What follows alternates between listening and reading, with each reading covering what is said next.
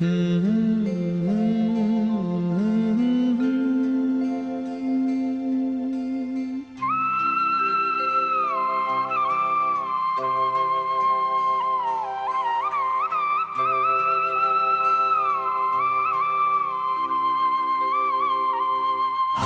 खुश नसीब कितने, प्रभु का मिला सहारा।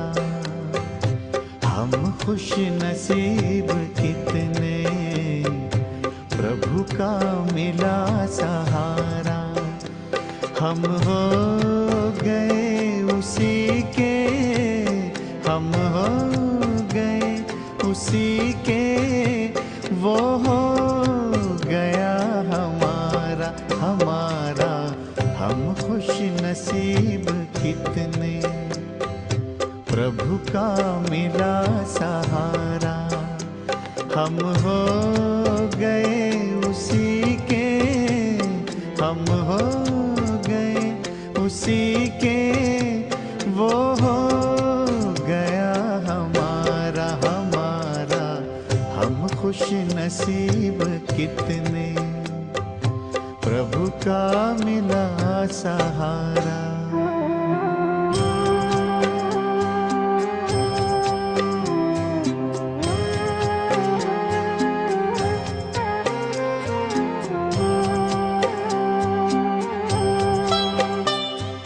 हर रोज वो सवेरे आकर हमें जगाता।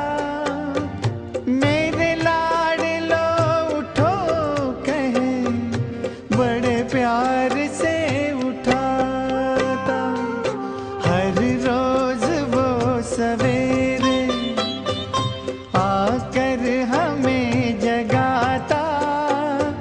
मेरे लाडलो उठो कहे, बड़े प्यार से उठाता। क्या सोते जगते हर पल, देखूं वही नजारा। हम हो गए उसी के, हम हो गए उसी के, वो हो गया हमारा हमारा। हम खुश नसीब कितने, प्रभु का मिला सहारा।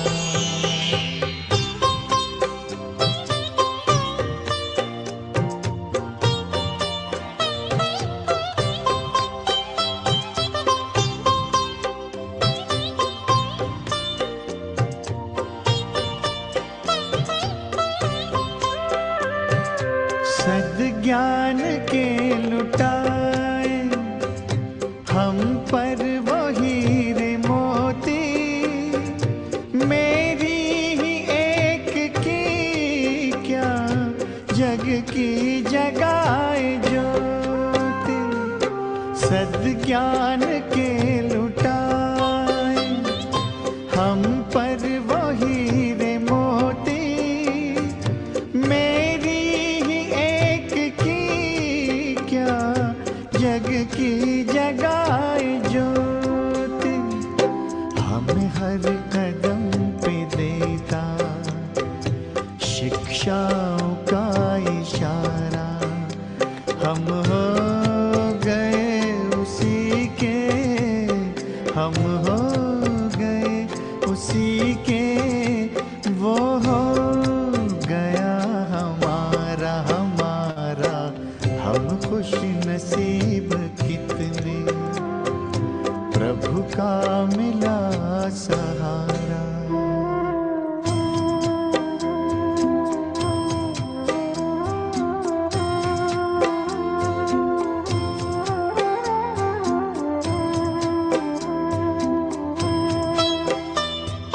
नजरों से तूने मेरी तस्वीर है सजाई।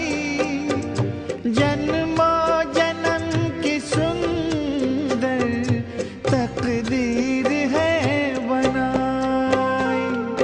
नजरों से तूने मेरी तस्वीर है सजाई।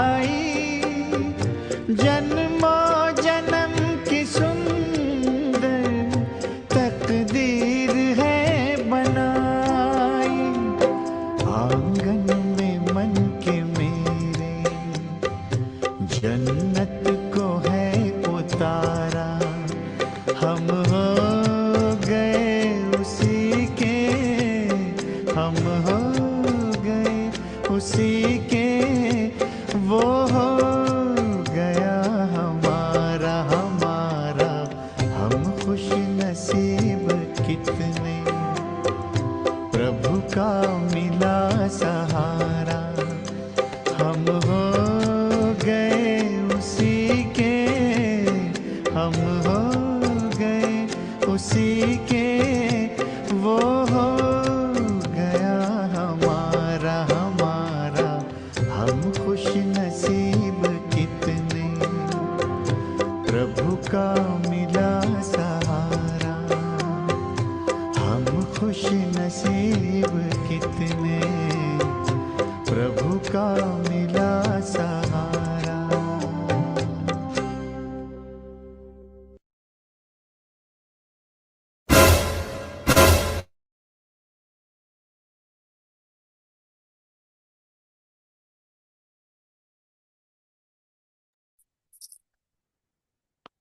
ओम शांति।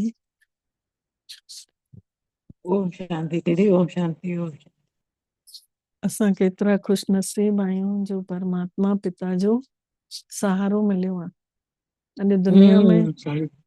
केॾा भटकनि था पिया माण्हू, तीर्थनि ॾे वञनि था, हवन करनि था, पूजाऊं करनि था, गुरुद्वारा मंदिर केॾो घुमनि था पिया।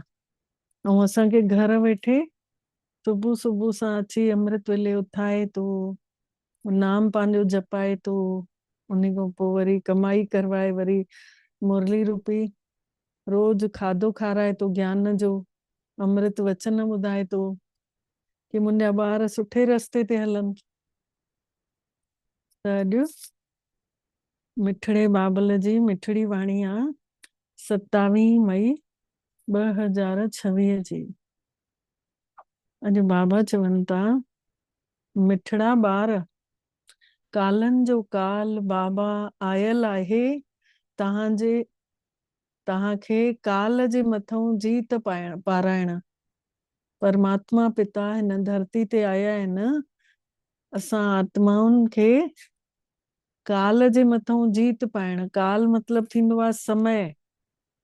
त कहिड़ो समय अहिड़ो परिस्थितियुनि वारो, कंहिं महिल कहिड़ो केॾो गौरो समय अचे थो पियो कि माण्हू तंहिं महिल निर्णय नथो वठी सघे, उन खे पार नथो करे सघे, उन परिस्थिति सां लड़ी नथो सघे, अंदरों मन कमजोर आहे। लेकिन जॾहिं खां वठी परमात्मा जी पहचान मिली आत्मा खे, तॾहिं खां वठी आत्मा में अहिड़ी शक्ति अची वई कि कहिड़ी बि परिस्थिति अचे थी उन खे भगवान जे नाले सां जल्दी पार था करे वठूं।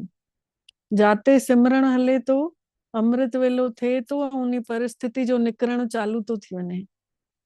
त भगवान आयो आहे, कालनि जो काल जंहिंखे महाकाल चयो वियो आहे, उहो आयो आहे असांखे बि काल जे मथां जीत पाराइण, विजयी ठाहिण। मन मना भवजे मंत्र सां ही तव्हां काल खे जीते वठंदव।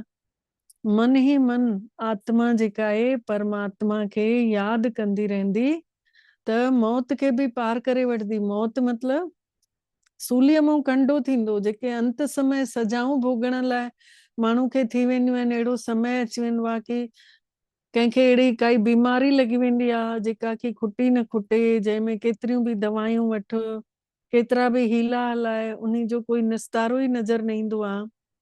त अहिड़े समय में एॾियूं सजाऊं भोगण में माण्हू न रोटी खाई थो सघे, न पाणी पी थो सघे, सुयूं टुंबियल पियूं आहिनि शरीरनि में।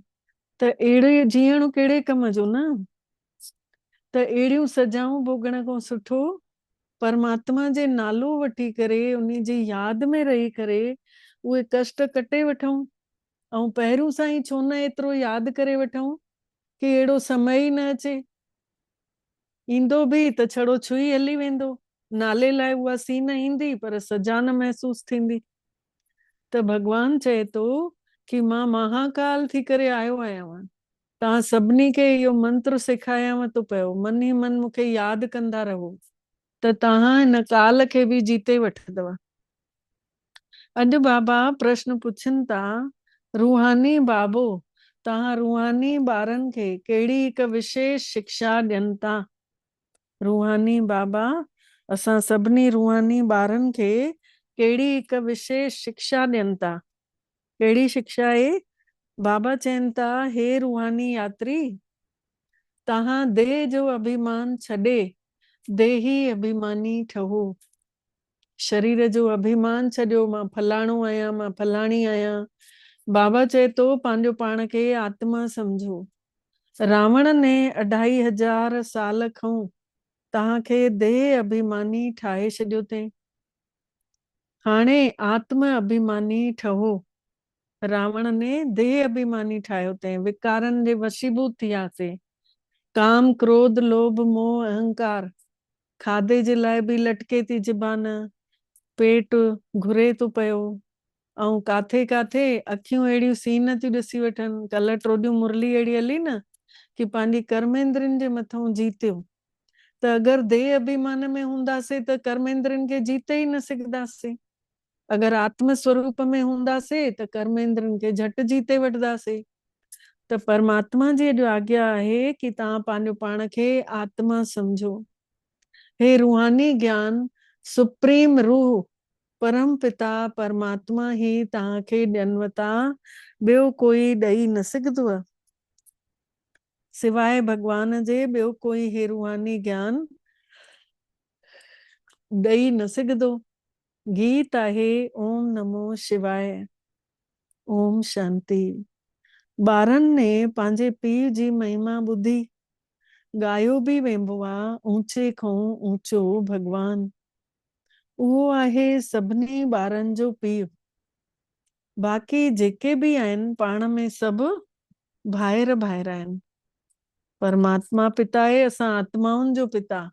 बाक़ी हिंदू, मुस्लिम, सिख, ईसाई आपस में है भाई भाई। त सभिनि जो पिता हिकिड़ो ई आहे, उहो आहे शिव बाबा। त बाबा ने सम्झायो अथई कि हे ॿारो, भॻतीअ में तव्हांखे 2 पीउ अथव। हिकु त शरीर जो पिता, ॿियो आहे आत्मा जो पिता।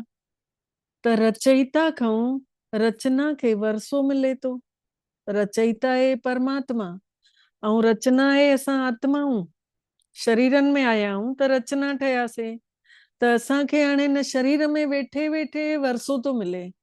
परमात्मा खे यादि कयूं था, उन जूं किरणा वठूं था त अंदर ई अंदर रस अचे थो। त हो दुनिया में जेको मिलंदो आहे पीउ खां पुट खे, उहो हद जो वरसो। पैसो ॾोकड़ मिलंदो आहे, ज़मीन जाइदाद मिलंदी आहे, त उहो त जल्दी ख़तम बि थी वञे। ऐं हे आहे बेहद जो वरसो, जेको कि खुटे ई कान। ऐं अनलिमिटेड आत्माऊं बि बेहद में आहियूं, जंहिंजी काई गिनती ई कान्हे कि केतिरा करोड़, केतिरा लख। त बेहद जो बाबो त आहे हिकिड़ो ई, जंहिंखां बेहद जो वरसो मिले थो। परमात्मा आहे हिकु, उन खां वरसो बि मिले थो। ऐं एतिरो वरसो मिले थो, अविनाशी वरसो। उहो आहे निराकार, उन जो नालो आहे परम पिता परमात्मा शिव। चवंदा बि आहिनि न, शिव परमात्माए नमः, चईंदा आहिनि न। उहो आहे ऊचे खां ऊचो। तव्हांजी ॿुधी थी वञेव निराकार परमात्मा जे पासे ॾे। उहो रहे थो परम धाम में, जातऊं तव्हां आत्माऊं अचो थियूं पयूं। बाबा बि उते ई रहनि था। उहे आहिनि ई सभिनि जी सदगति करण वारा, सभिनी खे सुख ॾियण वारो। त उन्ही में भी भारत परम पिता परमात्मा जो जन्म स्थान आहे। भारत देश में ही शिव भोलोनाथ जन्म अची वठे थो। शिवरात्रि भी हिते ही मनाइनि था। हुन रूहानी पिता खे ज्ञान जो सागर, पतित पावन, लिबरेटर ऐं गाइड चयो वेंबो आहे।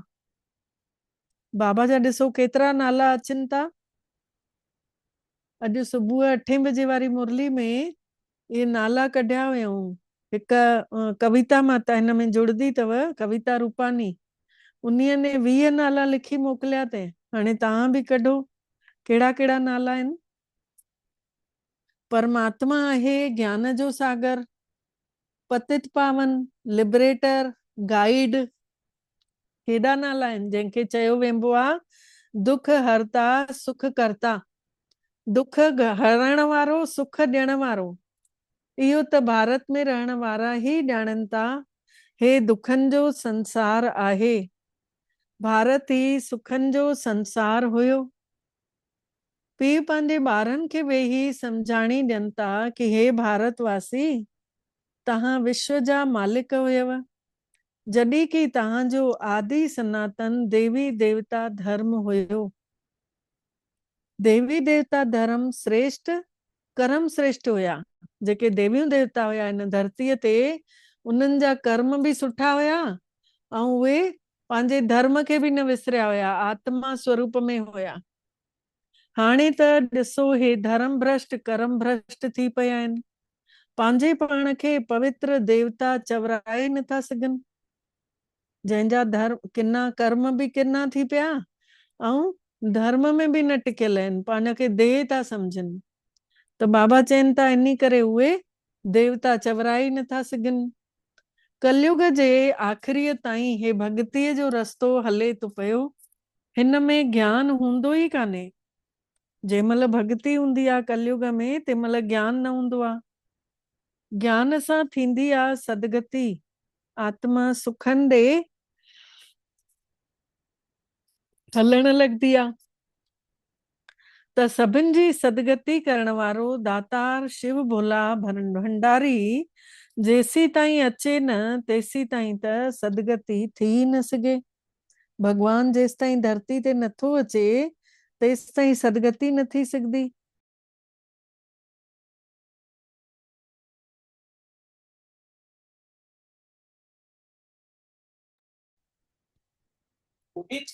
परमात्मा चवनि था मां 5000 साल में हिकिड़ो भेरो संगम युग ते अचांव थो पियो ऐं हिन महिल आहे ई अपवित्र संसार। पवित्र जंहिंमें हिकु बि कोन्हे। जंहिं महिल पवित्रता आहे तंहिं महिल अपवित्र हिकु बि कोन्हे सतयुग में, ऐं हिन महिल अपवित्रता आहे त पवित्र हिकु बि कोन्हे। भले सन्यासी पवित्र हुजनि था पर वरी बि उन्हनि खे पुनर्जन्म त हिते ई वठिणो आहे। सन्यासी पवित्र हुजनि था पर उन्हनि खे वरी जन्म त हिते ई वठिणो आहे विषय विकारनि मां। मोटी त कोई वञिणो आहे ई कान। सन्यासी कोई बि मोटी मुक्ति धाम ताईं न वञी सघंदा। छो? जॾहिं चक्कर पूरो थो थिए तॾहिं परमात्मा अची करे वठी थो वञे। तेसी ताईं उन्हनि खे परमात्मा जो परिचय ई कोन्हे। त हिन ज्ञान खे चइबो आहे रूहानी ज्ञान। सुप्रीम रूह रूहानी ज्ञान ॾियनि था। सुप्रीम रूह रूहानी ज्ञान ॾियनि था। सुप्रीम रूह ही ज्ञान जो सागर पतित पावन। बाक़ी शास्त्रनि में जो ज्ञान त आहे भक्तीअ जो रस्तो। छड़ो हिकिड़ो गीता में आहे आत्मा जो लेसन। बाक़ी जेतिरा बि शास्त्र आहिनि, भागवत आहे त उन में श्री कृष्ण जी लीला जो वर्णन आहे। रास लीला, जन्म कॾहिं थियो, कीअं उनखे वासुदेव खणी थो वञे, इहे सभु चरित्र ॾेखारिया अथऊं। रामायण में बि राम लक्ष्मण सीता इन्हनि जा चरित्र ॾेखारिया अथऊं। छड़ो भक्तीअ में ई हिकिड़ो आहे जंहिंमें आत्मा, हिन गीता में ई हिकिड़ो अहिड़ो आहे लेसन जंहिंमें आत्मा जो परिचय आहे। अर्जुन जेको आहे 18 अध्याय में आत्मा जो परिचय समझे थो पियो। बाबा चवनि था यज्ञ तप तीर्थ जेतिरा बि कनि था उन में हेठि त लहंदे आया आहिनि। त तव्हां पहिरियों सतो प्रधान हुयव। भारत में ही पवित्रता हुई।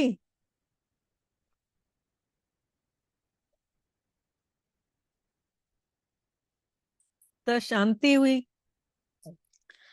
त हेल्थ वेल्थ ॿई हुयव।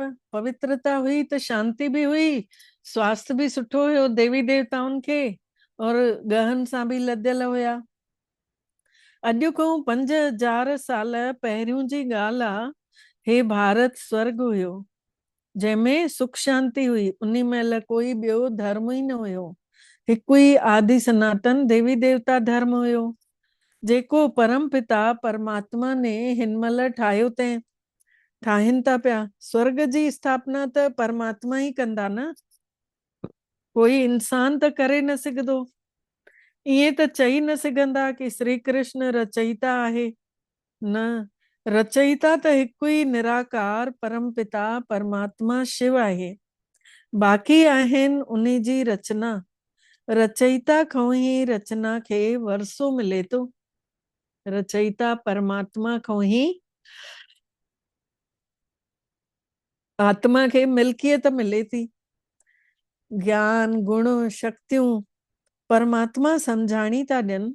मां तव्हां सभिनी आत्माउनि जो पिता आहियां, तव्हांखे बेहद जो वरसो ॾियांव थो। जेको जेतिरो बि खाओ विरायो खुटंदो कान, वधंदो वेंदो। 21 जन्मनि जे लाइ था ॾियनि। इहो बेहद जो वरसो बि 21 जन्मनि जे लाइ, हिकु जन्म लाइ न। त सूर्यवंशी चंद्रवंशी पवित्र धर्म ठाहियां थो पियो हिन महिल। ब्राह्मण धर्म आहे चोटी। जंहिं महिल पाण आत्मा सम्झूं था त सम्झो सूर्यवंशी आहियूं। ऐं जंहिं महिल बार बार असांजी अचवञ थिए थी आत्मिक स्वरूप में, बार बार शरीर था सम्झूं त धीरे धीरे चंद्रवंशी था थियूं। त ब्राह्मण धर्म आहे ऊंचो, चोटी। सभिनी खां ऊंचे में हिन महिल आत्मा हुजे थी पई ब्राह्मण धर्म में, इन करे ब्राह्मणनि खे चोटी ॾेखारंदा आहिनि। सभिनी खां ऊंचो आहे रूहानी पिता, जेको रूहनि खे पाण जहिड़ो ठाहिनि था पिया। परमात्मा पिता ज्ञान जो सागर, सुख जो सागर आ, त तव्हांखे बि ठाहे वतो पियो। भारत ई सुखनि जो धाम हुयो, हाणे त दुखनि जो धाम आ।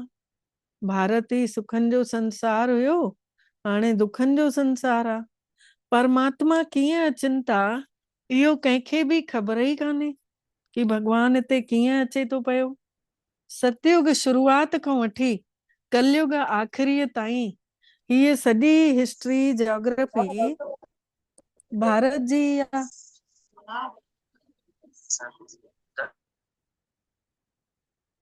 कलयुग जी शुरूआत खां वठी, सतयुग जी शुरूआत खां वठी कलयुग अंत ताईं सॼी हिस्ट्री जेका आहे भारत जी ही त आहे कि भारत में ही आदि सनातन देवी देवता धर्म हुयो। हे लक्ष्मी नारायण केतिरा स्वस्थ हुया, धनवान हुया, गहन गठन सां सजल ॾेखारदा आहिनि, कॾहिं बीमार बि न पवंदा हुया। ऐं हाणे ॾिसो काल जे मथां जीत पाइण जी शिक्षा वठनि था। लक्ष्मी नारायण मतलब मम्मा ऐं ब्रह्मा बाबा, उहे ई आत्माऊं सतयुग में लक्ष्मी नारायण थी चवराइनि, हिन महिल ब्रह्मा सरस्वती था चवराइनि। त बाबा जंहिंखे कालनि जो काल महाकाल चयो वेंबो आहे, ॾिसो केतिरा नाला ईंदा था वञनि न बाबा जा। कालनि जो काल जंहिंखे महाकाल चयो वेंबो आहे, उहो तव्हांखे काल काल जे मथां जीत तो पारायो। नालो बि ॿुधो अथव न, ओम नमो शिवाय चईंदा आहिनि। त तव्हां ईअं त न चवंदव कि परमात्मा सभ में आ, कुते ॿिलीअ में बि आ। इन्हीअ खे चइबो आहे धर्म जी ग्लानी। परमात्मा जी ग्लानी कयो था। हाणे ॾिसो पूरे 5000 सालनि जो हिकिड़ो ई संगम जो समय हले थो, 100 सालनि जो। हिन महिल ई विनाश थियणो आहे त विनाश काले विपरीत बुद्धि चयो वेंबो आहे। हाणे विनाश त साम्हूं आहे, गीता में बि लिखियल आहे न, यादव कौरव ऐं पांडव छा करे विया। यादव मतलब जिन मिसाइल्स ठाही अथऊं, जेके यूरोप में रहण वारा यूरोप वासी। कौरव माने जिन खे ज्ञान न मिलियो आहे, अञा अज्ञानता में आहिनि। दुनिया में घणे खां घणा माण्हू कौरव, 100 कौरव ॾेखारींदा आहिनि, 5 पांडव ॾेखारींदा आहिनि। त पांडव बि छा करे विया, कौरव छा करे विया, यादव छा करे विया। सभिनि जो सर्व शास्त्रमयी शिरोमणि श्रीमद भागवत गीता आहे। उन्ही मां ई वरी ॿिया शास्त्र निकिता आहिनि। सभिनी शास्त्रनि जी ऊंचे खां ऊंची भागवत गीता आहे। भगवत गीता श्रीमत मतलब जंहिंमें श्रेष्ठ बुद्धि विधल आहे। उन्ही मां ई ॿिया शास्त्र निकिता आहिनि। तव्हां ॼाणियो था गीता आहे डीटी धर्म जो शास्त्र, पवित्र धर्म जो। परमात्मा चवनि था मां अचां थो तव्हांखे शूद्र खां ब्राह्मण ठाहियांव थो, पोइ वरी तव्हां देवी देवता थो ठाहियांव पियो। पहिरियों ब्राह्मण ठहूं था, पोइ देवी देवता था ठही वञो, पोइ वरी क्षत्रिय वैश्य शूद्र बि ठहो था। त बाबा सम्झाइनि था तव्हां 84 जन्म कीअं वठो था। सभिनी खां वधीक जन्म त उहो तो वठे न जेको पहिरियों पहिरियों सतयुग में अचे थो। त पाण सभु जंहिंखे बि ज्ञान मिलियो आहे, पाण सभु सतयुग में अचण वारा आत्माऊं आहियूं। मैक्सिमम 84 जन्म वरता अथव। तव्हां भारतवासियुनि ने, ऐं घटि में घटि हिकिड़ो जन्म। इहो बि बाबा वेही सम्झाणी ॾियनि था। बाबे बिना कंहिंखे बि ज्ञान जो सागर न चयो वेंदो आहे। पतित पावन ज्ञान जो सागर चवण सां बुद्धि मथे थी हली वञेव। परमात्मा ई सभिनी खे दुखनि खां छॾाए मोटाए वठी थो हले पंहिंजे घर। सभिनी जी सदगति करण वारो दातार हिकिड़ो ई परम पिता परमात्मा आहे। अच्छा, त सभिनि जी दुर्गति वरी कीअं थी थिए पई? बाबा पुछनि था, जॾहिं सदगति करण वारो हिकिड़ो ई अथव परमात्मा, त वो दुर्गति कीअं थी थिएव? केर थो करेव दुर्गति? सतयुग सदगति सतयुग खे ऐं दुर्गति कलयुग खे चवंदासीं। कीअं चवंदासीं तव्हां ॿुधायो? केर ॿुधाईंदो? सदगति सतयुग खे ऐं दुर्गति कलयुग खे चवंदासीं। केर ॿुधाईंदो?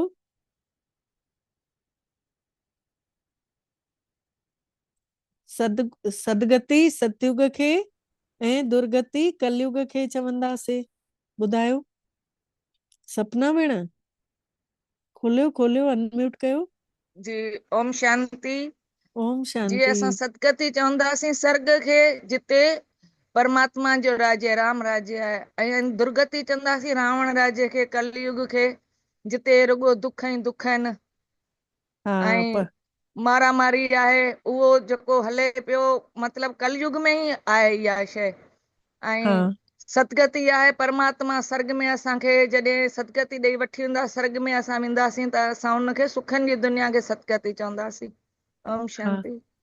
ओम शांति। अगरि हिन महिल तव्हां आत्मा स्वरूप में हुजो था त तव्हांखे कीअं थो महसूस थिएव? सतयुग लॻेव थो तेॾी महिल? जी जी दीदी। दीदी उहो बिल्कुल। हा जी दीदी, लॻे थो सतयुग असल में छा आहे, जो संगम खां ई असांजे लाइ सतयुग शुरू थो थी वञे। वेरी गुड वेरी सम्झो ई गुड। संग। हा, इहा ई ॻाल्हि अथव कि संगम शुरू थिए थो, आत्मा जो ज्ञान मिले थो, ऐं असांजे लाइ सतयुग जी शुरूआत थी थिए, असांजी सदगति थियण चालू थी वञे, सुख अनुभव था थियनि जी पिया, दीदी। है न? दीदी जी दीदी बिल्कुल। सदगति आत्मा जो पंहिंजो मूल स्थान वापस वञिणो आहे, ऐं 84 जन्म जे चक्र खे दुख दर्द सां मुक्त करणो। न त मुक्त कीअं थींदो? बाबा ने इन खे बि ॿुधायो ते मन मना भाव सां, कि मन ई मन परमात्मा खे यादि कंदासीं तॾहिं याद दुखनि खां मुक्त थींदासीं, है न? जी। त बाबा चवनि था मां हर 5000 सालनि में तव्हां ॿारनि जी अची करे सदगति कयांव थो, ॾियांव थो सदगति जो रस्तो। तव्हां ॿार पोइ सॼे संसार जी हिस्ट्री खे ॼाणे था वञो कि संसार हीअं शुरूआत थी, हीअं शुरूआत में कीअं हुयासीं, हाणे पोइ विच में अवस्था कीअं थी, अंत कीअं थो थिए, सॼी हिस्ट्री जाग्राफी ॼाणे था वञो। हाणे ई दिमाग़ घुमी थो वञे न, अगरि पाण खे सम्झूं कि मां सतयुग में आहियां। हिकिड़ो भॼन अथव सिंधीअ में, सदको मां सदको गुरु पाण आया, गुरु पाण आया तलाया सजाया। गुरु घर में आया, पोइ वरी उन्ही में आहे कल युग न आहे, हिते सतयुग आहे। छो कि सत्य परमात्मा पिता धरती ते आयो आहे, ऐं असांजे साम्हूं अची असांखे पढ़ाए थो, त इहो इन्ही खे सतयुग न चईंदासीं, इन्ही खे सुख न चईंदासीं? त इहे भॼन जेके ठहिया आहिनि हितां खां ई निकितल आहिनि, संगम युग जा। ऐं वञी द्वापर में वञी माण्हुनि ॻाया अथऊं, जेको ॿुद्धीअ में यादि आयो अथनि। त बाबा चवनि था मां अची हर 5000 सालनि में तव्हां ॿारनि जी सदगति कयांव थो। तव्हां ॿार पोइ सॼे संसार जी हिस्ट्री खे जाग्राफी खे सुञाणे था वञो। स्कूलनि में त अध हिस्ट्री जाग्राफी सेखारींदा आहिनि। सतयुग त्रेता में केरु राज कंदो हुयो कंहिं ॿारनि खे पतो ई कोन्हे। छड़ो उन्हनि खे द्वापर युग खां ॿुधाई अथऊं न हिस्ट्री कि फलाणो राजा आहे मोहम्मद गजनवी आयो, हिनने भारत में आक्रमण कयईं, 17 भेरा सोमनाथ के मंदिर खे लूटे। छड़ो इहे ॿुधायो वियो आहे। ऐं बाबा चवनि था द्वापर युग खां हिस्ट्री ॿुधाई अथऊं, सतयुग त्रेता जी हिस्ट्री न ॿुधाई अथऊं कि भई उन महिल केरु राज कंदा हुया, कंहिंखे ख़बर ई कान्हे। चित्र त बरोबर आहिनि। हे लक्ष्मी नारायण राज कंदा हुया। केतिरो समय राजधानी हली तव्हां ॿुधाए सघंदा आहियो? क्रिश्चियन डिनाइस्टी 2000 साल हली, बौद्ध डिनाइस्टी हेतिरा समय हली, इस्लामी डिनाइस्टी हेतिरा समय हली। उन्ही खां पहिरियों चंद्रवंशी हुया न। द्वापर युग में इहे सभु आयूं, जेतिरा बि धर्म आया द्वापर युग में आया, इहे धर्म स्थापक। उन्ही खां पहिरियों बाबा चवनि था चंद्रवंशी हुयव न। 1250 वर्ष पोइ तो हली वञूं त सतयुग त्रेता में सूर्यवंशी ऐं चंद्रवंशी ही हुया, ॿियो कोई धर्म ही न हुयो। तव्हां ही सूर्यवंशी चंद्रवंशी ठहो था। बाबा चवनि था हिन महिल तव्हां महिनत कयो था, मनी मन यादि कयो था परमात्मा खे, त तव्हां सूर्यवंशी चंद्रवंशी ठहो था। जंहिं महिल सॼो ॾींहुं बाबा जी यादि आहे, आत्मिक स्वरूप आहे, त पाण सूर्यवंशी आहियूं। जंहिं महिल विसरूं था तंहिं महिल चंद्रवंशी था थी वञूं। हाणे वरी सां ठहिया आहियो ब्राह्मण वंशी। हाणे शुद्ध था थींदा वञूं। आत्मा खे महसूस थो थिए मुंहिंजी शुद्धता जेका कल्ह ताईं हुई उन्ही खां अॼु अॻिते वधी आहे, इहा महसूस था थिए थी न हर कंहिंखे। इहो सॼो नाटक भारत जे मथां ई ठहियो पियो आहे। भारत ई नर्क, भारत ई स्वर्ग ठहे थो। ॿियनि धर्मनि वारनि लाइ इहो न चवंदासीं। उहे त स्वर्ग में हूंदा ई कोन्हनि ॿियनि धर्मनि वारा। कोई मरे थो त चवंदा आहिनि स्वर्गवासी थी वियो, पर सम्झनि कोन था कि स्वर्ग कंहिंखे चऊं। नर्कवासियुनि खे त नर्क में ई जन्म वठणो पवंदो, स्वर्गवासी स्वर्ग में ई वरी जन्म वठंदा। तव्हां ॿार सम्झो था हे लक्ष्मी नारायण स्वर्गवासी हुया। तव्हां ॿार सम्झो था हे लक्ष्मी नारायण स्वर्गवासी हुया। हाणे इन्ही पॉइंट खे ॿुधायो कीअं हुया स्वर्गवासी? केरु ॿुधाईंदो? रेनू भेण, शशि भारती भेण, केरु ॿुधाईंदो कि तव्हां ॿार सम्झो था कि हे लक्ष्मी नारायण स्वर्गवासी हुया?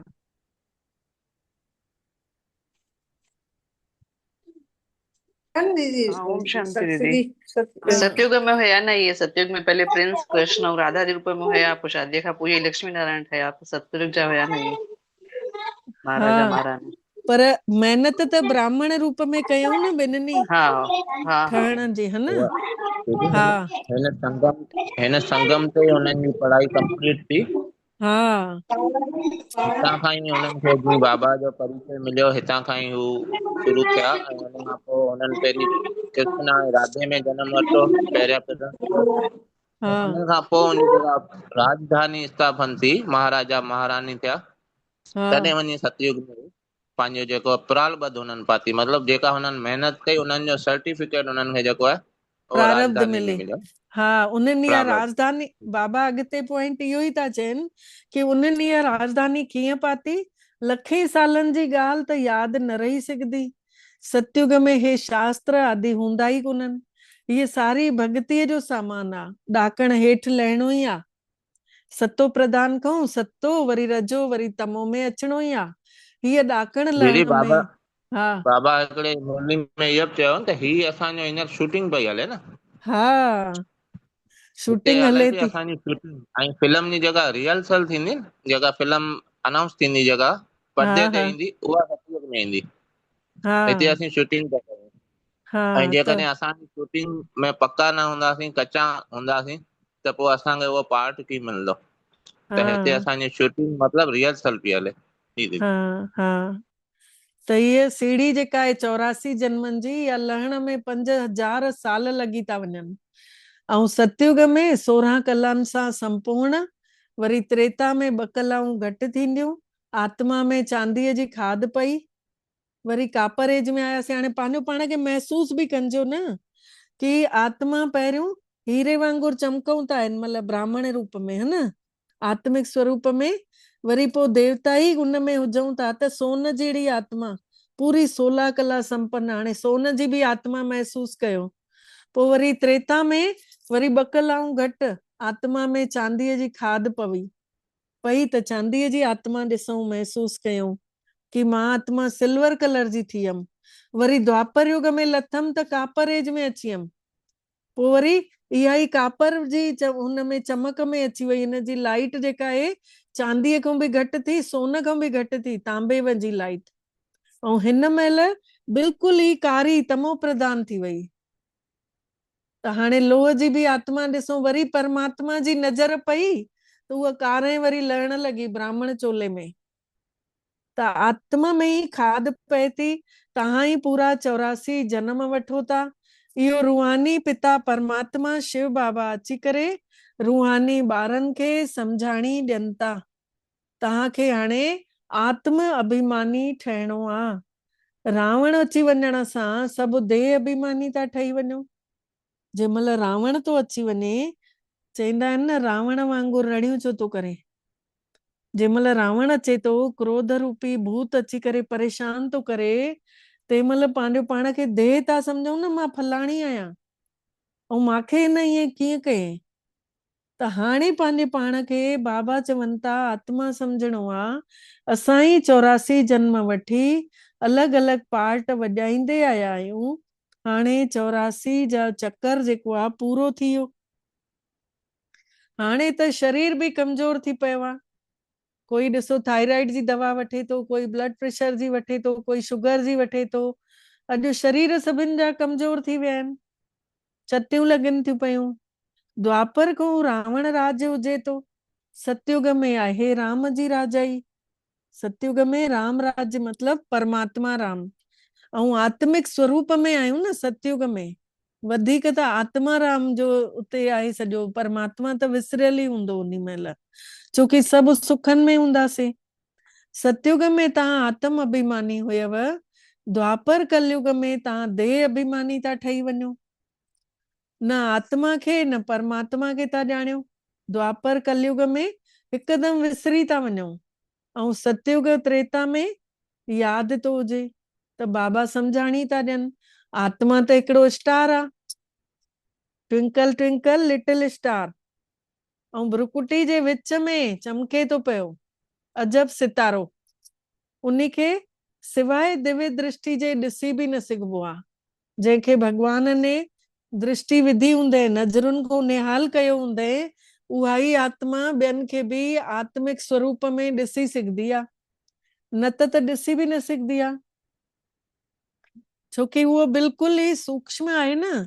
आत्मा ई हिकु शरीर छॾे ॿियो थी वठे पई। असां आत्माउनि ने 84 जन्म वरता तसे।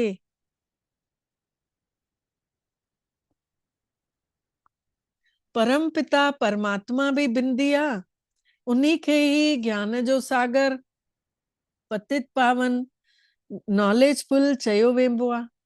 केॾा नाला आहिनि अॼु, ज्ञान जो सागर, पतित पावन, नॉलेजफुल चयो वेंबो आ। परम पिता परमात्मा में सृष्टिअ जे शुरूअ खां वठी आख़िरीअ ताईं जो ज्ञान भरियल अथसि परमात्मा में। ऐं ॿिज हुजण जे करे उन्ही खे सत चित आनंद स्वरूप चयो वेंबो आहे, छोकी पंहिंजो पाण में उहो भरपूर लॻो पियो आहे। ॿिज मों ई ॾिसो वण निकिरंदो आहे, 2 पन निकिरंदा आहिनि, वरी धीरे धीरे उहो नंढड़ो पौधो वॾो थिए थो, वरी वण थो ठहे, वरी उन्ही में कली अचे थी, वरी गुल अचे थो, वरी फल थो थिए। कंदे कंदे उहो जंहिंमहिल वरी उन्ही जे ई अंदरि ॿिज आहे त हर कोई छा थो चए, फल ॾाढो सुठो आहे, मिठो अथई, खाई ॾिस। पर ॿिज खे कढी सटे था छॾनि, ॿिज जी वैल्यू ई कान्हे।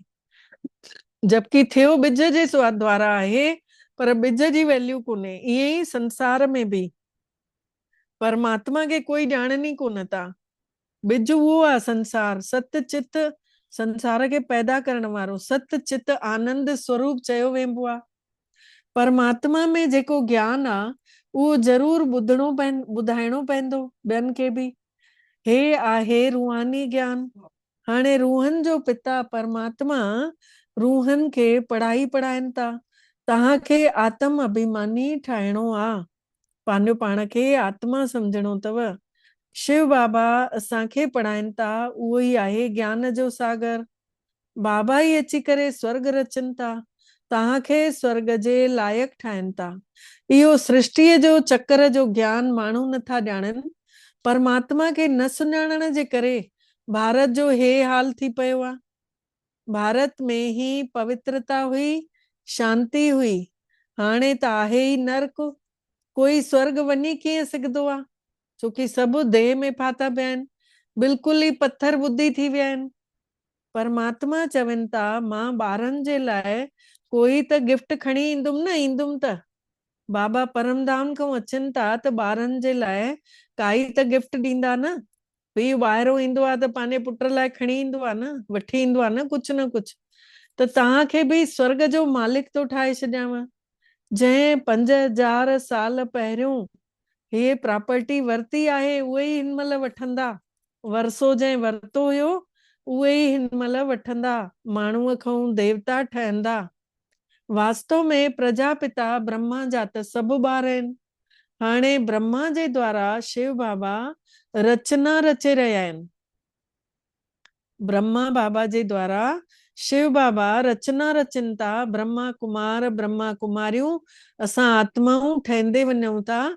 ब्रह्म मुहूर्त में उथी करे ब्रह्मा बाबा जे आचरण ते हलूं था, उन्ही जो चरित्र असां बि अपनायूं था। ब्रह्म मुहूर्त में उथी ब्रह्मा बाबा जे आचरण ते हली ब्रह्मा कुमार ब्रह्मा कुमारियूं हिन महिल सच्चा ब्राह्मण ठही विया आहियूं। शिव बाबा खां वरसो वठण लाइ महिनत करणी आहे।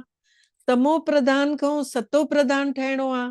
परमात्मा चवनि था ॿारो मांखे यादि कयो त तव्हांजा जन्मनि जन्मनि जा पाप कर्म कटिजी वेंदव, विकर्म विनाश थी वेंदव। हे जेको रूहानी ज्ञान आहे सिवाय परमात्मा जे कोई बि न ॾेई सघंदो आहे। रूहानी बाबा ही रूहनि खे आत्माउनि खे इहो ज्ञान ॾियनि था। तव्हां रूहानी यात्रा कयो था, देह अभिमान खे छॾे देही अभिमानी ठहो था। आत्मा अविनाशी आहे, आत्मा में ही रोल भरियल आहे। आत्मा कीअं 84 जन्मनि जो पार्ट वॼाए थी। हाणे पतो पियो अथव न कि असां सूर्यवंशी हुयासीं, वरी चंद्रवंशी ठहियासीं। हाणे असांखे सूर्यवंशी वरी सां ठहिणो आहे। वरी बाबा परमात्मा शिव भोलोनाथ सतो प्रधान ठहण जी शिक्षा ॾियनि था। कहिड़ी? कि मां हिक खे यादि कयो, मां में कम यादि कयो। भगवानु वाच गीता जो भगवान शिव भोलोनाथ आहे, न कि श्री कृष्ण आहे। श्री कृष्ण जी आत्मा भी हिन महिल शिव भोलेनाथ खां सिखी रही आहे। उहा परमात्मा खां सिखे थी ऐं उहा आत्मा ब्रह्मा जे चोले में पुरुषार्थ करे थी। अच्छा, मिठड़े मिठड़े सिकी लधे ॿारनि प्रति माउ पीउ जो यादि प्यार ऐं गुड मॉर्निंग। रूहानी बाबल जी रूहानी ॿारनि खे नमस्ते।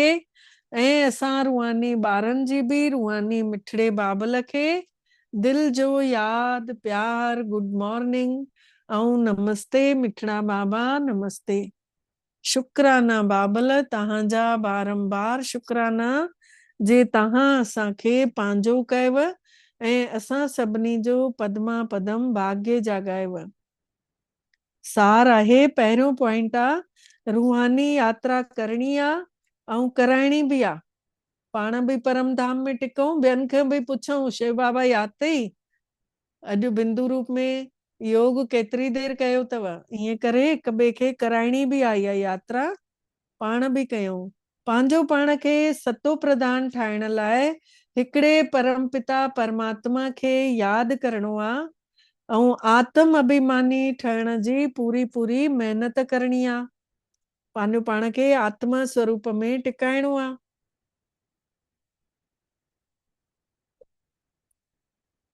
मौत जे मथां जीत पाइण लाइ जीअं अंत समय ईंदो आहे त सजा त हूंदी आहे काई न काई, शरीर मां निकिरण महिल बि आत्मा खे कष्ट थींदो आहे, ऐं जंहिं महिल गर्भ में ईंदी आहे तंहिं महिल बि कष्ट थींदो आहे। त मौत जे मथां जीत पाइण लाइ परमात्मा जी शिक्षाउनि खे ध्यान ते रखिणो आहे, ऐं पंहिंजो पाण खे रूह समझी करे ॿियनि आत्म रूहनि खे ई ज्ञान ॿुधाइणो आहे। अच्छा, वरी बाबल जो वरदान आहे, महसूस कंदासीं बाबा मिठड़ा असां सभिनी आत्माउनि खे वरदान ॾियण लाइ हिन लौकिक सेवा स्थान ते अची विया आहिनि। पंहिंजो धाम छॾे करे शिव बाबा ब्रह्मा बाबा जे निरड़ ते वेठा ऐं हुन सूक्ष्म लोक मां हेठि लही करे बाबा पहुचनि था हिन स्थूल वतन में। असां सभिनि जे हिन लौकिक सेवा स्थान ते जाते जाते पाण वाणी ॿुधूं था उते उते बाबा पहुची विया आहिनि। बाबा जा केतिरा फरिश्ता रूप, पाण सभु घणा ॼणा आहियूं? 36। त बाबा जा 36 फरिश्ता रूप अची सभिनी जे घरनि में प्रवेश थी चुकिया आहिनि, ऐं सभिनी जा घर शिवालय ठहनि था, मंदिर ठहनि था, स्वर्ग महसूस थो थिए। इहो महसूस कयूं हिन घर में रहण वारा हिकु हिकु आत्मा सभु देवियूं आहिनि ऐं देवता आहिनि, ठाकुर आहिनि। इहे भगवान ने असांखे जिम्मेदारी ॾिनी अथई सेवा जे लाइ। त इहे महसूस कंदे परमात्मा जी किरणनि खे महसूस कयूं, चौधारी घुमनि थियूं हर हिकु आत्मा जे निरड़ ते बाबा जी चमकीलियूं किरणा अची पइनि थियूं पयूं। ऐं बाबा असां आत्माउनि जे मथां हिन शरीर जे मथां हथु रखियो अथऊं, आत्मा अंदरि किरणा बाबा जूं रिसीव थी करे, शक्तियूं बि रिसीव थी करे, ऐं महसूस कंदे हुए बाबा जो वरदान ॿुधंदासीं। इहो वरदान असां सभु पंहिंजे जीवन में आणींदासीं। बाबा जे कर्तव्य खे पंहिंजो निशानो ठाहिण वारा मास्टर मर्यादा पुरुषोत्तम ठहो। बाबा जी सेवा कहिड़ी आहे?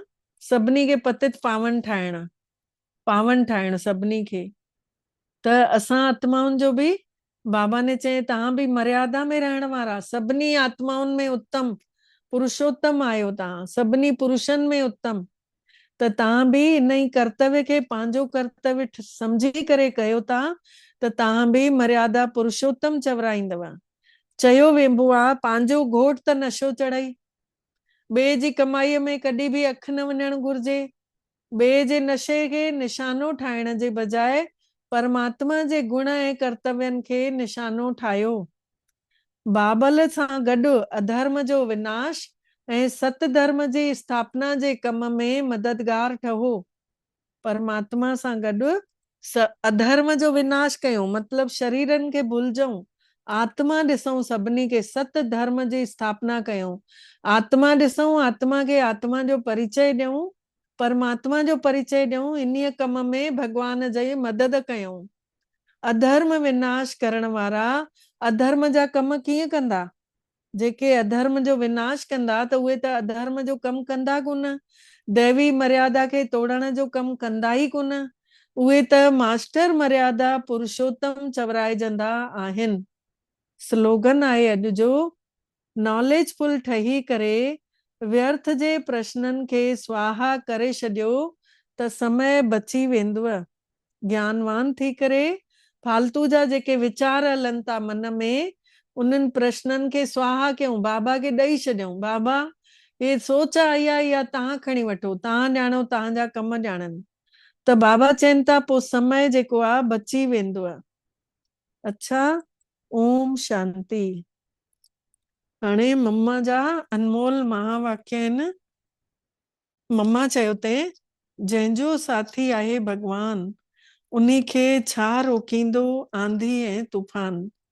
जंहिंजो साथी पाण परम पिता परमात्मा आहे त उन्ही खे केतिरो बि आंधी तूफान अचे, केतिरी बि माया अचे, उहो कोई बि उन्ही खे कुझु बिगाड़े ई न सघंदो। ॾिसो, हे गीत सिद्ध करे थो कि आत्मा ऐं परमात्मा ॿ शयूं आहिनि। न ईश्वर सभ में आहे, छोकि जंहिंजो साथी ईश्वर उहो हाजिर हूंदे हुए बि पोइ सृष्टिअ में एतिरो दुख छो हुजे। मम्मा सम्झाइण थी चाहे कि होॾो माण्हू चवनि था कि ईश्वर सभ में आहे, त जॾहिं सभ में आहे त पोइ वरी ईश्वर हाजिर आहे त पोइ सृष्टिअ में एतिरो दुख छो आहे।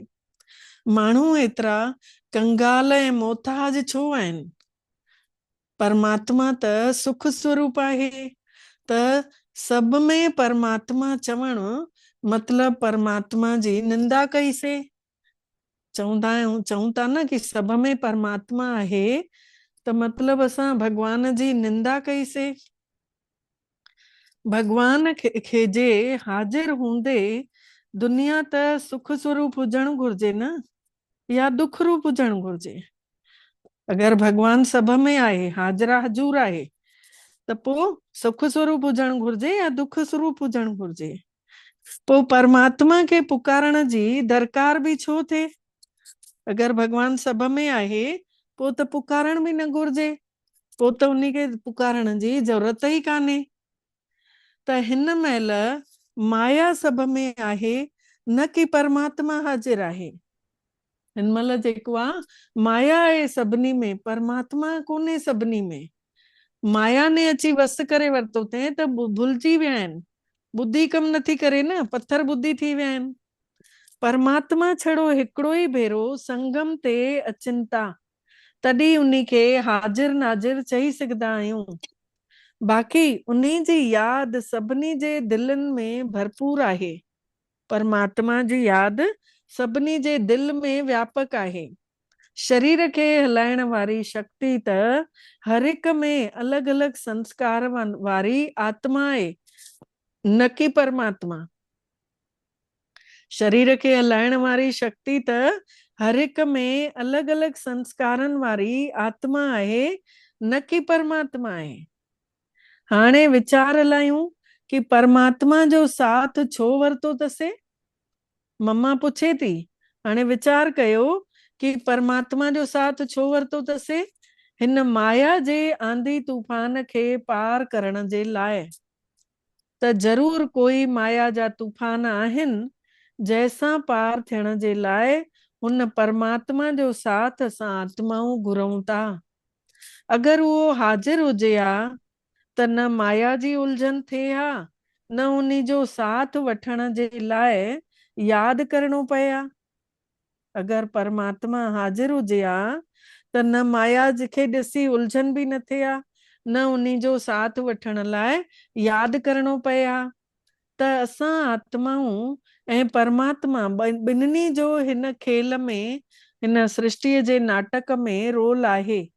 त जॾहिं परमात्मा अचे थो त उन्ही जो पूरो साथ वठी वठूं ऐं उन्ही जा थी वञूं, तॾहिं त माया जे तूफाननि खां छॾिजी वेंदासीं। भले उहो सभिनि जो सुखदाता आहे, पर जेको प्रैक्टिकल में उन्ही जो सहारो वठनि था, भले उहो सभिनि खे सुख ॾियण वारो आहे दातार, पर प्रैक्टिकल में पाण सभु हिन महिल सहारो वठूं था न, त उन्हनि खे ई त साथ बि मिले थो। त उन्हनि ॿारनि खे एक्स्ट्रा प्राप्ति बि थी थिए जेके हिन महिल प्रैक्टिकल में अनुभव करनि था। भले उहो दुनिया जे अंदर अची उपस्थित थियो आहे, पर ओहो आश्चर्य सां दुनिया इनखे न ॼाणे थी। इन्ही न ॼाणण जे करे इन्ही जो साथ बि नथी वठी सघे दुनिया। परमात्मा अचे थो इन ई सृष्टि में, पर दुनिया वारनि खे ख़बर कोन्हे, इन करे उहे जन परमात्मा जो साथ बि नथा वठी सघनि ऐं अनुभव बि नथा करे सघनि। अगर इन जी पूरो साथ वठी वठनि त मदद ॾेवण में त भगवान मशहूर आहे। अगर भगवान जो पूरो साथ वठी वठनि, हथ पकड़े वठनि, त मदद ॾेवण में त भगवान मशहूर आहे न। चवनि था हिकु कदम तव्हां अॻिते वधायो त 10 कदम असां ईंदासीं ऐं उहो पोइ अची करे पूरो वरसो बि ॾींदो। जैसां जंहिंमहिल वरसो पूरो वठी वठंदासीं त पोइ कोई बि अपूर्णता रहंदी ई कान। अच्छा, वरी अव्यक्त इशारे जो पॉइंट आहे, सदा अचल अडोल हिक रस स्थितिअ जो अनुभव कयो। सदा अचल अडोल हिक रस स्थितिअ जो अनुभव कयो। कोई भी संकल्प अचेव त मथे ॾेई छॾियो, बाबे खे ॾेई छॾियो, ऐं तव्हां निरसंकल्प थी करे हलंदा वञो।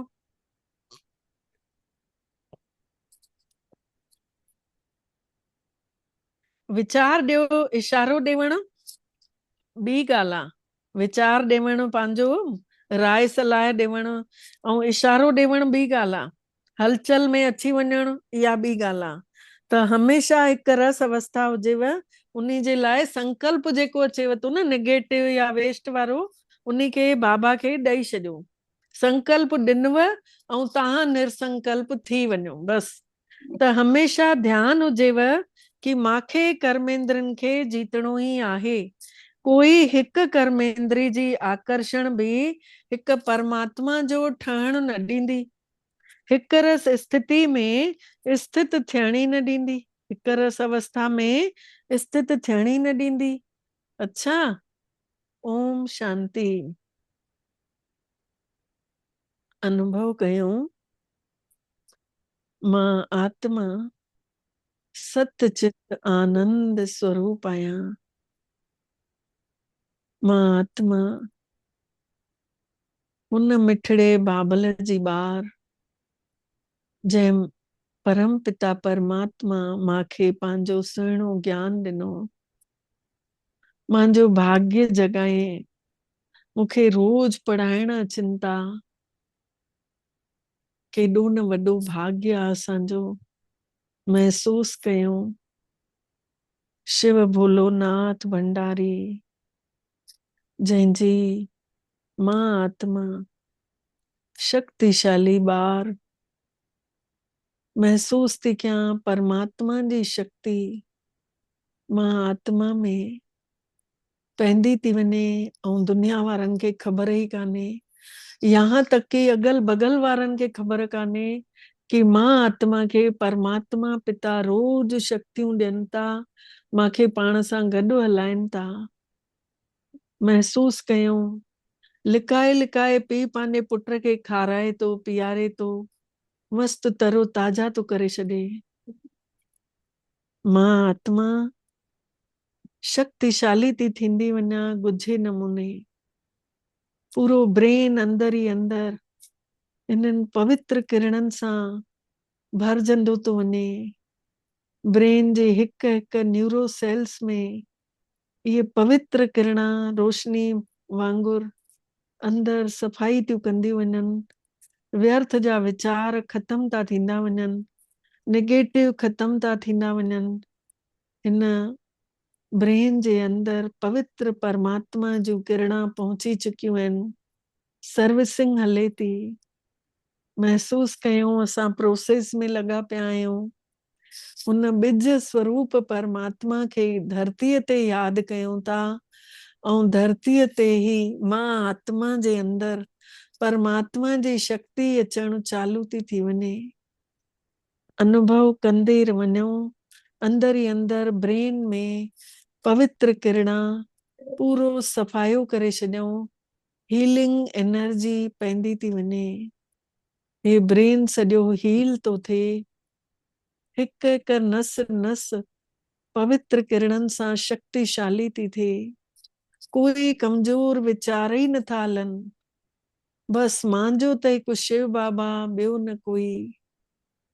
महसूस कयूं, मां आत्मा हुन पवित्र परम पिता जी संतान हिन ब्राह्मण चोले में वेठल आहियां।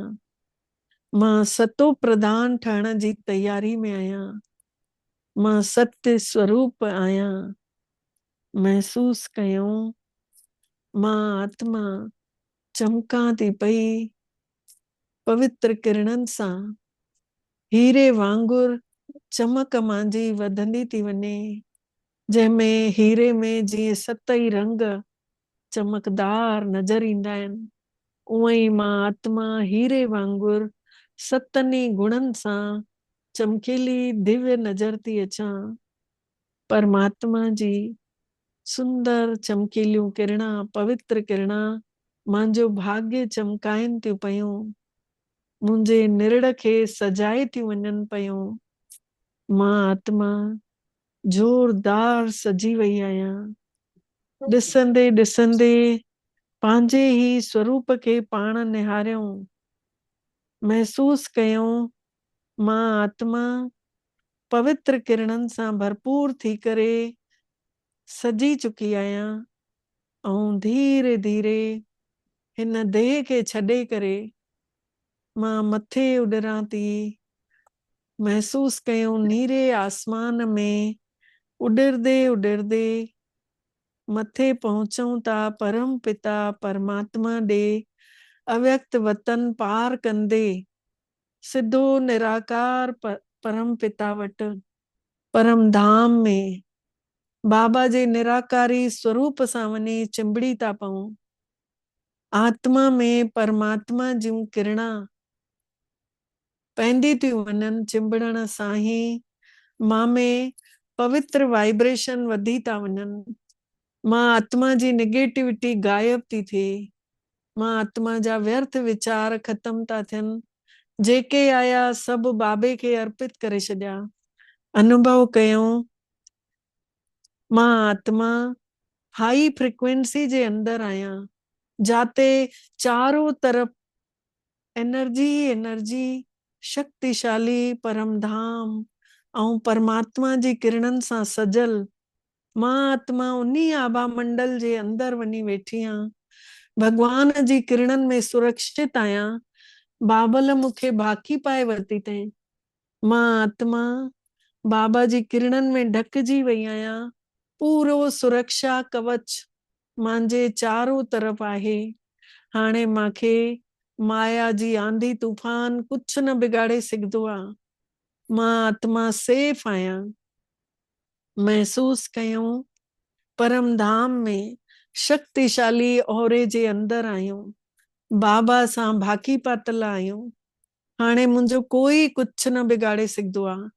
बस इहो ई संकल्प मांखे बार बार धरतीअ ते बि महसूस करणो आहे कि मां बाबा वटि आहियां। बाबा ने मूंखे भाकी पाती अथई। मां बाबा जी किरणनि सां ढकजल आहियां। मुंहिंजो कोई कुछ न बिगाड़े सघंदो आहे। मां पूरी तरह सां 100% चार्जिंग पॉइंट में भरपूर थी थियां पई। महसूस कयूं इन्ही आभा मंडल जे विच में पाण वेठे वेठे शक्तिशाली था थी वञूं ऐं चारों तरफ ॾिसूं था। मथों ई कंबाइंड बाबा जी किरणनि जे अंदरों ई ॾिसूं था। जीअं रोशनदान मां निहारबो आहे तीअं ई पाण मथों ॾिसूं था। हेठि सॼी दुनिया में पवित्र किरणा बाबा जूं वेंदियूं थी वञनि। सॼे संसार खे हलाए थो मथे वेठो।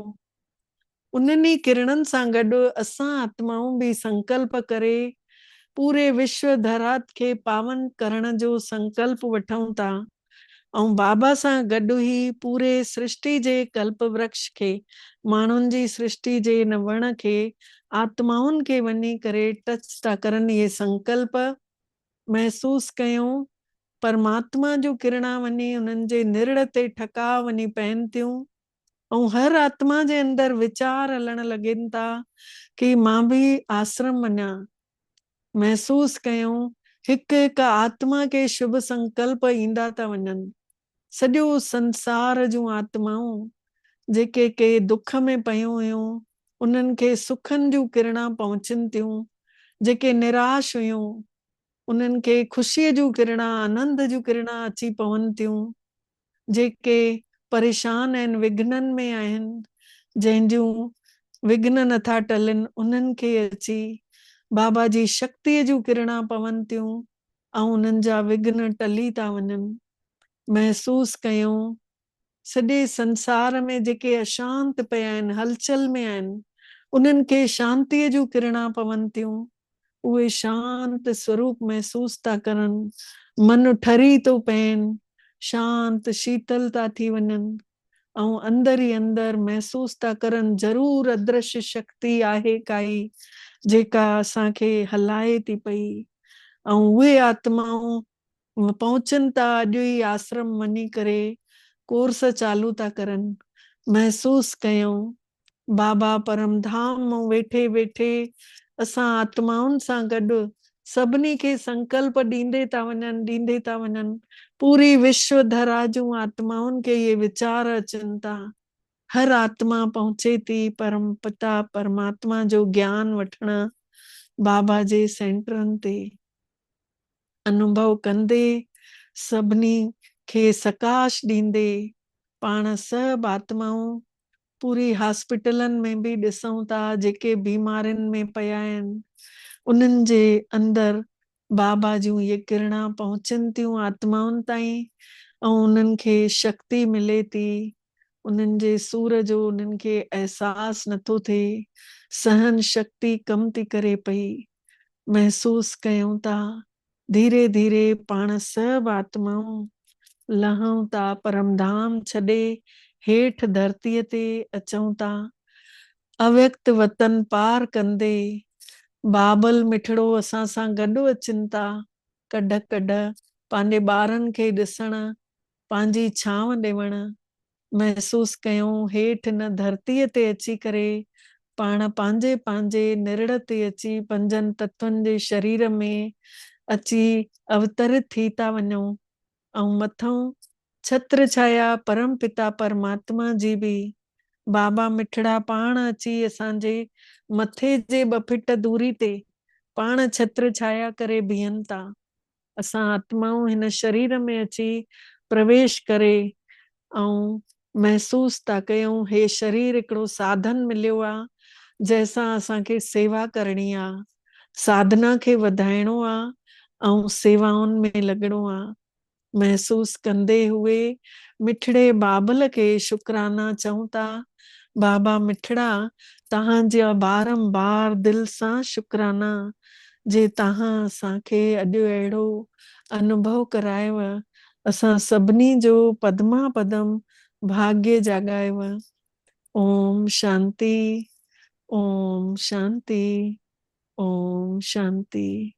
तव्हां सभिनी ब्राह्मणनि जो बि ब्राह्मण फरिश्तनि जो बि सो देवताउनि जो बि शुक्रानो सभिनी जो बारंबार शुक्राना जे समय कढी सभु बाबा जे इन अनमोल समय खे कीमती ठाहे था छॾियो। ओम शांति।